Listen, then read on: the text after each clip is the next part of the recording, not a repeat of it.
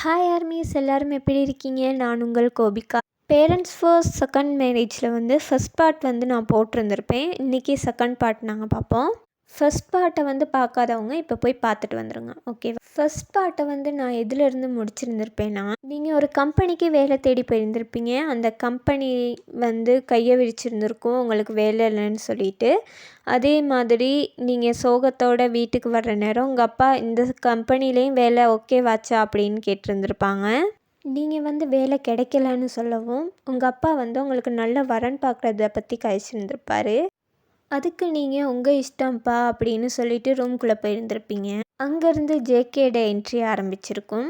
JK ஆஃபீஸில் நின்றுக்கிட்டு கத்திக்கிட்டு இருந்திருப்பார் மேனேஜரை பார்த்து. எதனால் அப்படின்னா டெண்டர் கொட்டேஷன் ஒன்று சரியாகவே இல்லை அப்படின்னு சொல்லிட்டு.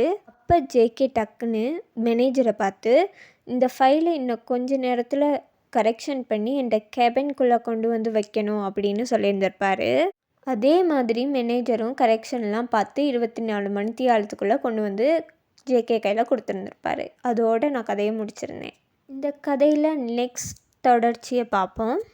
ஜேகே அந்த ஃபைலை எடுத்துக்கிட்டு மீட்டிங் நடக்கிற இடத்துக்கு போய் டெண்டரையும் வின் பண்ணியாச்சு அப்படின்ற நியூஸோட வீட்டுக்கு போய் நிற்கிறாரு. ஜேகேட அப்பா அப்போ ஓகே, எனக்கு ரொம்ப சந்தோஷமாக இருக்குது, இதுக்கான வேலையை நாளைக்கே பாரு அப்படின்னு சொல்லிட்டு இருக்கக்குள்ளேயே அவங்க அம்மா ஜேகே கிட்ட கேட்குறாங்க இன்னொரு கல்யாணம் பண்ணிக்க சொல்லி.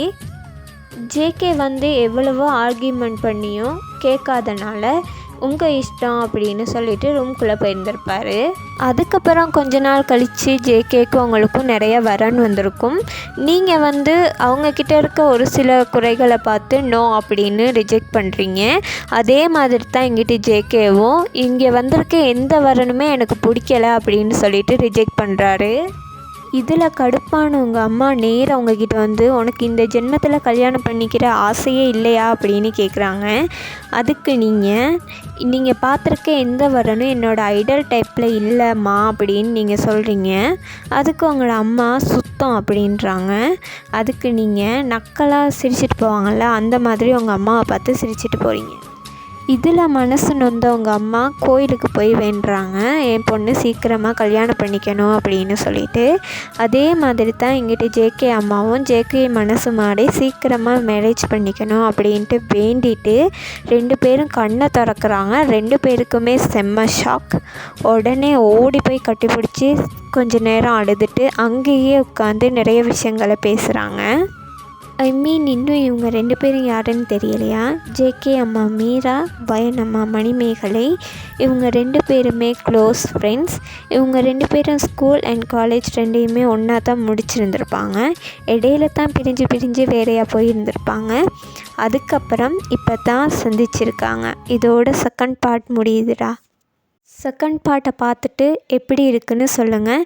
அதே மாதிரி உங்களோட ஒப்பீனியனை கமெண்ட்டில் சொல்லுங்கடா. அப்போ தான் எனக்கு தெரிஞ்சுக்க முடியும் நான் என்னென்ன பிளவிட்டிருக்கேன் அப்படின்னு சொல்லிட்டு.